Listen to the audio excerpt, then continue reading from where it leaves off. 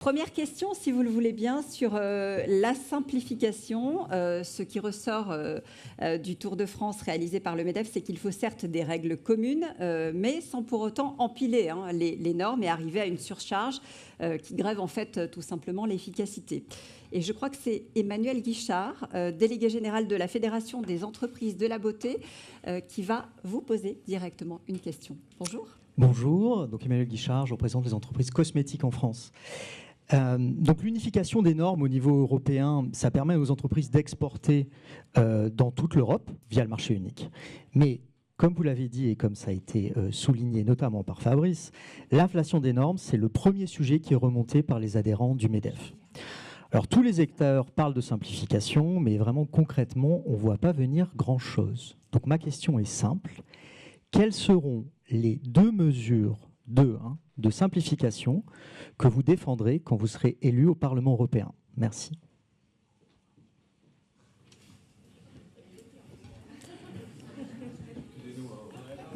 On laisse le service se faire. La parole est à Jordan Bardella. Je continue le service pendant ce temps. Bon, je vais peut-être le faire sans le café. Bon, écoutez, on est au cœur d'un problème qui concerne évidemment toutes les entreprises, quelle qu'en soit la taille. Moi, je pense que la simplification, en fait, ça porte un projet de société. Et c'est un peu l'autre nom de la confiance. Ça a été rappelé à plusieurs reprises. Nos entreprises souffrent d'une inflation normative, avec des obligations de plus en plus, je dirais, des reportings extra-financiers, c'est-à-dire maintenant des obligations de déclarer, pas seulement sur vous, mais sur le 2e ou 3e rideau de sous-traitants et de partenaires commerciaux, même les responsables de la logistique, c'est la CSRD, c'est le devoir de vigilance. Autant de mesures qui viennent compliquer évidemment la vie de nos chefs d'entreprise. Cette complexité administrative, elle a évidemment un coût. 100 milliards d'euros de PIB amputés chaque année à la France. Et donc, il y a urgence à engager ce chantier de la simplification. Ça fait 15 ans que tout le monde parle en fait de simplification. Je vais vous dire de manière très claire, moi je pense que cette simplification, on n'arrive pas à la faire parce qu'on confie à des hauts fonctionnaires qui ont eux-mêmes rédigé, je fais le service en même temps, les normes, le soin de les détricoter. Par conséquent, je pense que ce chantier de la simplification, il doit venir d'en bas. Et il doit s'engager sur deux volets. Le premier volet, c'est une pause réglementaire. Il faut déclarer une pause réglementaire. Deuxièmement, c'est un audit qui pourrait s'organiser sur ce que j'appelle la stratégie tricolore. Je vous explique. Demain, nous arrivons à la tête de l'État. Nous disons à toutes les filières, secteur par secteur, on va vous laisser 12 mois. Pendant ces 12 mois, vous allez vous mettre autour de la table, vous allez vous réunir régulièrement, vous allez travailler et vous allez, selon ce que j'appelle la stratégie tricolore, avec devant vous un dossier rouge, un dossier orange et un dossier vert, nous classer les normes. Dans le dossier vert, vous allez mettre toutes les normes qui sont bonnes pour votre activité, qui protègent votre filière. Dans les dossiers orange, vous allez nous mettre toutes les normes qui sont bonnes pour votre filière, mais qui sont en l'état mal ficelées, qui doivent être réécrites par le législateur. Et dans les dossiers rouges, vous allez nous mettre toutes les folies de la CSRD au devoir de vigilance qui vous empêchent et qui vous contraignent. Et en 12 mois, on peut faire remonter au législateur un état des lieux et un audit un amorçage de simplification. Le seul moyen de simplifier, c'est de faire venir la simplification d'en bas, sinon ça ne marchera jamais. Merci beaucoup. On ne profite pas des quelques secondes de service. Hein. François-Xavier Bellamy, c'est à vous. Avec le café, maintenant, tout va beaucoup mieux. C'est évidemment un combat de longue haleine pour nous. Je le disais, j'ai commencé mon propos par là. On s'est battu pour une pause réglementaire. Ça fait maintenant des années qu'on demande d'urgence cette pause. Je pense d'ailleurs qu'il faut arrêter de parler de simplification. Il faut parler de simplicité. On a besoin de retrouver l'esprit de simplicité qui va avec l'esprit de liberté. Je le redis. Pourquoi cette complexité partout? Parce qu'en réalité, on a perdu la culture de la confiance. Qu'on est rentré dans une logique de défiance, de contrôle, de vérification systématique, de reporting permanent. Et en réalité, avec les meilleures intentions du monde, le législateur, en faisant des plans depuis Bruxelles, a fini par rendre la vie de ceux qui travaillent sur le terrain impossible. Vous êtes dans le monde des entreprises de la beauté. Prenons cet exemple tout simple. La Commission européenne voulait interdire un certain nombre de substances chimiques comme dangereuses pour la santé, sans prendre en compte le fait qu'elles peuvent ne pas du tout être dangereuses si elles ne sont pas liées à un cocktail d'autres substances. Il a fallu que je me batte pour défendre les producteurs de lavande en Provence qui font aujourd'hui des huiles essentielles qui sont pourtant utilisées par les hommes pour se soigner depuis des siècles ou des millénaires. Donc on se retrouve dans cette situation d'aberration complète. Et ça, ce combat-là, encore une fois, pour nous, c'est un combat de longue haleine. Vous allez entendre dans cette élection beaucoup de gens vous faire de grandes promesses. Regardez, c'est la question que je vous pose, vous êtes des entrepreneurs, vous savez la réalité du travail, fait ou qui n'est pas fait. Regardez qui a fait quoi. Je pense que c'est aussi important de regarder les bilans. Les 2 mesures qu'on propose sont très simples. Pour répondre à votre question, vous en demandiez 2, on pourra en proposer plus, mais 2 mesures très simples. La première, la Commission avait parlé au début de son mandat d'une règle de one in, one out. Quand on produit une nouvelle règle, on en supprime une. Elle ne l'a évidemment pas fait. Le compte qu'on a établi avec notre groupe, c'est qu'en réalité, on a fait dans ce mandat 5 in, 1 out. Donc maintenant, il faut évidemment renverser la tendance. Il faut que la Commission s'engage, et ce sera la condition de l'investiture qui lui sera donnée pour notre groupe par le Parlement européen. 1 in, 2 out. C'est absolument fondamental. Il faut qu'on inverse la tendance de la production normative. Et puis la deuxième règle, c'est la règle de non-régression économique que nous voulons mettre au cœur de notre travail normatif. On ne doit jamais voter un texte si son étude d'impact prévoit qu'il va faire baisser la production en Europe, parce que ce serait un contresens environnemental et un contresens économique. Merci beaucoup. François-Xavier Bellamy, c'est à vous, Raphaël Glucksmann. Alors, je ne suis pas tout à fait d'accord. Et surtout, je ne suis pas d'accord avec le rapport au devoir de vigilance que je viens d'entendre. Évidemment, c'est une surprise pour personne. Nous n'avons pas du tout le même point de vue sur cette révolution juridique. Et moi, je pense qu'à terme, elle sera extrêmement bénéfique aux entreprises européennes. Et que l'absence totale de règles internationales, eh bien, ça conduira justement à l'écrasement de nos productions. Parce que dans le moins 10 ans, eh bien, un Zara trouvera toujours un Shein sur sa route, et que donc à la fin, ce seront les productions chinoises qui ne respectent strictement aucune règle qui écraseront les productions françaises, alors que l'application du devoir de vigilance, qui s'applique aux entreprises étrangères ayant une activité sur notre territoire, eh bien, ce sera une protection pour nos entreprises. Pour nos entreprises. Et donc, et de toute façon, le devoir de vigilance et le CSRD, c'est pas pour les PME en réalité dans les faits. Donc elles le subiront. C'est. Je sais qu'il y a un impact, mais ça s'appliquera aux entreprises étrangères. Mais bon, en tout cas, je défendrai cela. Et c'est aussi le rôle de la puissance publique, comme de. Ah, j'entends, mais je continuerai à le défendre. C'est aussi le rôle de la puissance publique de fixer.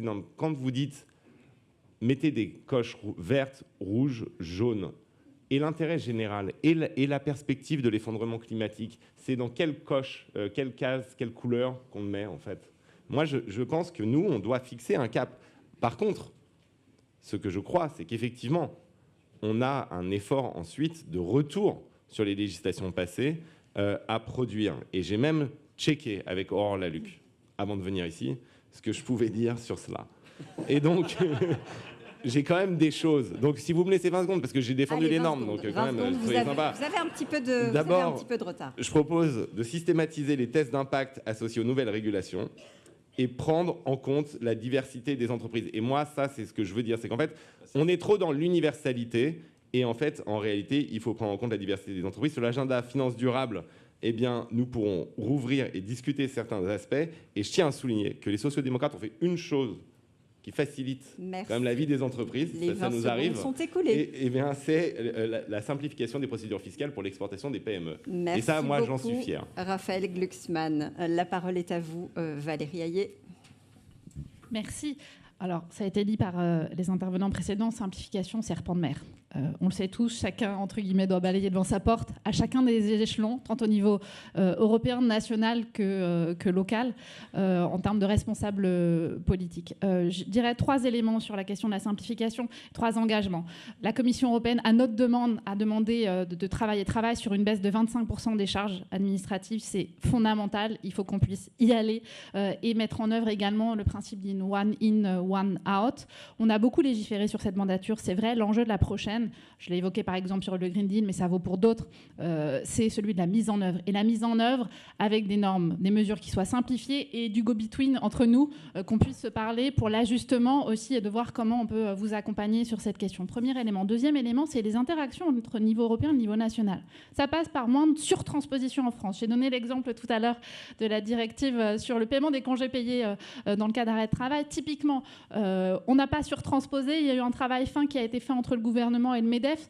C'est une logique qu'on doit continuer de porter. Et puis, alors, un mot sur CSDD. Je sais qu'elle est beaucoup critiquée. Je voudrais quand même vous dire, en fait, la CSDD, elle existe, c'est pas un texte européen initialement. On a d'abord eu un texte français. Le texte européen, il vous permet aussi d'européaniser la contrainte. C'est-à-dire que vos partenaires, allemands, tchèques, demain auront la même norme. Et c'est aussi, en termes d'approche, en termes d'harmonisation, quelque chose qui est intéressant à valoriser pour vous d'un point de vue économique. Et troisièmement, vous avez porté le test PME. Bien sûr, il faut qu'on puisse travailler la réglementation en lien avec les entreprises et avoir une approche particulière pour les TPE, PME, pour qu'on puisse leur faciliter la vie, y compris sur le champ réglementaire. Merci beaucoup, Valérie Hayet. En dessous des 2 minutes, hein. Bravo. Marion Maréchal, à vous la parole. Oui, alors sur cette question des normes, c'est en effet la double peine pour les Français, puisqu'il y a d'une part, bien sûr, le coût des normes européennes. Je crois que le MEDEF a compté à peu près 12 nouvelles obligations par mois, et puis la surtransposition française, en effet, qui est une maladie particulière. Alors sur cette fameuse directive de la CSRD, hein, qui est un peu archétypique de ce délire normatif, je vous prends date avec vous. L'objectif de cette directive n'est pas simplement une contrainte supplémentaire avec un bilan carbone des entreprises. À terme, je prends date avec vous, vous verrez, c'est ce qui va arriver. Ça conditionnera votre accès au crédit, votre accès au marché public, votre accès aux aides d'État. Si vous n'êtes pas vertueux, vous n'aurez pas le droit à ça. Donc ne soyez pas dupes quand même sur les motivations initiales, évidemment, de cette directive. Moi, je relève quand même un paradoxe dans le débat public entre ceux qui appellent à une simplification normative et qui, en même temps, appellent de leur vœu une soi-disant harmonisation fiscale, sociale, normative au sein de l'Union européenne. On ne peut pas, dans le même temps, espérer que l'Union européenne fasse moins de normes et souhaiter une harmonisation qui implique mécaniquement que l'Union européenne harmonise par le droit et par la norme. Si vous voulez que l'Union européenne s'occupe de votre droit du travail et du droit social, eh ben, ça aboutit à ce que vous avez vu en termes de règlement sur les arrêts maladie qui peuvent permettre de capitaliser des congés. Ça donne le juge européen qui nous explique que dorénavant, nos militaires ne peuvent pas travailler 35 heures par semaine. Donc moi, je vous le dis, je n'attends pas l'Union européenne sur ces sujets et je pense que le fonctionnement même de l'Union européenne fait que l'éloignement, la déconnexion, le fonctionnement bureaucratique de cette instance ne peut aboutir qu'à des délires normatifs qui sont trop contraignants pour nos entreprises. Donc moi, je suis très investie sur ce sujet avec notre groupe ECR qui ont été toujours au rendez-vous pour éviter cette inflation normative et qui s'engagent à ne pas voter les futures normes du pacte vert notamment. Je suis en effet, et je soutiens l'idée d'une étude d'impact obligatoire et systématique avant tout nouveau vote. Et je soutiens également cette idée, et je suis ravie que Mme Hayet se convertisse aux méthodes trumpiennes, puisque c'est Donald Trump, en effet, qui avait émis cette idée et appliqué cette idée d'une réglementation d'accord, mais pour 2 réglementations supprimées, qui doit être, bien sûr, notre état d'esprit pour la suite. Merci Marion Maréchal. Marie-Toussaint, c'est à vous. Oui, merci. Bon, moi, je veux commencer par vous dire une chose. Nous, les écolos, on n'est pas là pour emmerder le monde. Et on n'est pas là pour vous enquiquiner. Non, mais je pense que c'est important de le dire. Pourquoi ? Mais parce que ces normes pour lesquelles nous nous sommes battus, oui, dans la CSRD sur la gouvernance des entreprises, oui, pour un devoir de vigilance ambitieux, pourquoi est-ce qu'elles sont là ? Mais parce qu'on n'a pas le choix. Je vous dis depuis tout à l'heure, on dépasse les limites planétaires. 6 sur 9 sont dépassées. Et donc, on doit revenir à l'intérieur de ces limites planétaires. Et pour ça, il faut des outils. Et pour ça, il faut des outils. Puis je veux vous dire une autre chose. Si on a été obligé de mettre en place des normes contraignantes de reporting, c'est pourquoi ? C'est aussi parce que les engagements volontaires, ça n'a pas marché. Et ça repose aussi sur vous de nous aider à construire les bonnes normes qui fonctionnent réellement, qui ont un impact sur le réel et auxquelles vous êtes en capacité de répondre. Ce que je veux vous dire aussi, c'est dans vos propositions, vous formulez l'idée de sunset clause et de clause de revoyure. Bon, moi je vous interpelle là-dessus, c'est déjà le cas. Et c'est d'ailleurs ce qui va permettre à la majorité politique des droites, si elles deviennent majoritaires le 9 juin prochain, de détricoter ce qui a déjà été fait. Et je veux vraiment vous interpeller là-dessus. Pourquoi ? Parce que regardez en Grande-Bretagne, quand Rishi Sunak a reporté la date de sortie des voitures thermiques, qu'est-ce qui s'est passé ? L'industrie automobile a hurlé, en particulier Ford, qui a dit « mais attendez, on a besoin de cap clair et vous changez les règles en cours de route ». Donc je vous interpelle là-dessus. Et oui, il faut aller vers plus de simplification. Mais la simplification, ça ne veut pas dire la dérégulation. Et Monsieur Guichard, je vous remercie de dire qu'il y a aussi des normes qui protègent. D'ailleurs, moi, j'ai vu Mars travailler à mes côtés pour une législation contraignante sur la déforestation. J'ai vu Nestlé, j'ai vu Danone, j'ai vu Suez travailler à mes côtés pour une loi sur la restauration de la nature avec des normes dedans. Donc les normes, elles peuvent effectivement protéger. Mais ce qu'il faut, par contre, c'est sortir de la bureaucratie. Et oui, il y a trop de paperasse. Tout à l'heure, vous avez parlé d'agents de rédaction, c'est ça. Moi, je dis secrétaire de rédaction. Et par exemple, sur l'exemple agricole, évidemment, les paysans ne peuvent pas être des secrétaires de rédaction. Donc, il y a besoin de s'en prendre à la bureaucratie, mais simplification, ça ne veut pas dire dérégulation. Et il y a aussi besoin d'accompagnement pour notamment les PME et aussi les associations et les entreprises à mission. Merci beaucoup. C'est à vous, Manon Aubry. Merci beaucoup. C'est une question, en effet, qu'on entend assez régulièrement. Et la première question que je voulais poser, c'est de quelles normes on parle ? Si vous voulez simplifier, est-ce qu'on va parler des normes sur les brevets, par exemple, qui protègent les brevets ? Est-ce qu'on va parler des normes qui organisent l'accès, par exemple, au marché public ? Est-ce qu'on va parler des normes qui permettent de lutter contre les contrefaçons ? Vous le voyez, en réalité, ça dépend énormément des normes que l'on veut évoquer. Et quand on parle de simplification, pour moi, c'est un mot un peu valise qui veut tout et rien dire parce que des normes protègent aussi, y compris l'investissement et le business des entreprises. Ensuite, ce que je voudrais dire, c'est qu'il y a plein de manières de simplifier la vie des entreprises. On pourrait penser, par exemple, à des normes en matière fiscale. Je pense au projet BIFID, dont l'objectif est d'avoir un cadre de déclaration fiscale commun pour l'ensemble des entreprises dans les 27 États de l'Union européenne. Donc pour toutes les entreprises qui ont une activité économique dans les autres États, ça simplifie aussi la déclaration et ça permettra à chacune et à chacun de payer sa juste part d'impôt. Et ensuite, permettez-moi d'enchaîner sur le devoir de vigilance, parce que je pense que je suis ici la seule à avoir participé aux négociations sur ce texte. Et pardon, monsieur Bardella, je sais que vous n'êtes pas venu à tous les autres débats et que le premier débat auquel vous venez, c'est celui avec le MEDEF, mais ça ne vous autorise pas à dire des bêtises. Le devoir de vigilance des multinationales, c'est un texte qui ne s'applique pas aux petites entreprises. Le devoir de vigilance des multinationales, c'est un texte dont l'objectif est précisément d'uniformiser à l'échelon européen, puisqu'il y a 7 États membres qui avaient un début de législation, une législation qui était déjà en vigueur, et c'était le cas de la France. Donc quand on est une entreprise française, je pense qu'on a intérêt à ce que les autres États européens aient des normes. Et dernière chose, pardon, mais le devoir de vigilance, ça s'applique aussi aux entreprises étrangères qui ont une activité économique sur le sol européen. Et là aussi, sur ce texte, sur le devoir de vigilance, il y avait un certain nombre d'entreprises multinationales qui défendaient ce texte parce que je ne crois pas ici qu'il y ait qui que ce soit dans cette pièce qui ait envie de fonder son business model sur les violations des droits humains ou sur les saccages à l'environnement dans leur chaîne de production. Et moi, je suis fière d'avoir réussi à faire aboutir ce texte sur le devoir de vigilance. Merci beaucoup, Manon Aubry.